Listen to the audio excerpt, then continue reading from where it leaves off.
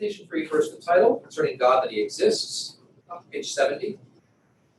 I will regard these images as empty, false, and worthless.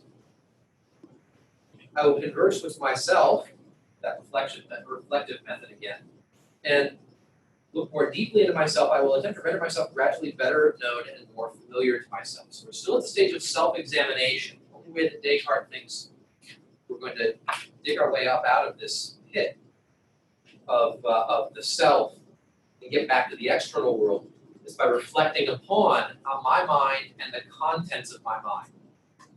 Those contents can't come from the senses because I'm not trusting the senses yet. They can't come from memory because I'm not trusting memory yet. They have to come from somewhere else.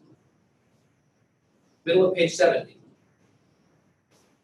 Now I'll wonder more carefully whether perhaps there may be other things belonging to me that up till now I have failed to notice. I am certain that I am a thinking thing. So I'm looking at myself, which means my mind. I know that I'm a thinking thing, and insofar as I think, I know that I exist. I know that I'm a thinking substance, a thinking thing. What else do I know? But do I not therefore also know what is required for me to be certain of anything? I also know. So here I am, I'm lonely, I'm inside my own mind, I've given up my senses, I've descended into the cogito, into the I think. And now, what do I have? Well, I exist, I know that I exist, I know that I'm a thinking substance. I also know that I'm certain of these, right? And I'm aware of the fact that I'm certain of these. Which means I must have an idea of certainty. I must have an idea of certainty which allows me to conclude that I am certain. That's interesting. I wasn't aware of that. I thought it was just me. It turns out I have sort of preloaded in my mind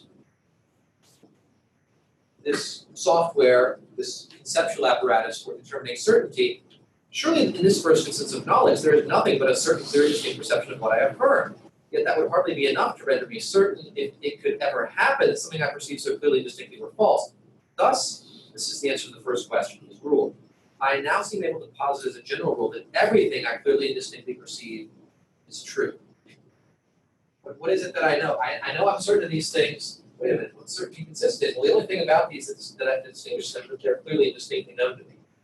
They're clearly present in my mind. That must be what the standard of certainty is. So his rule is any clear and distinct idea must be true and certain. He's giving himself the tools at this point to begin his return to the objective world, the physical world.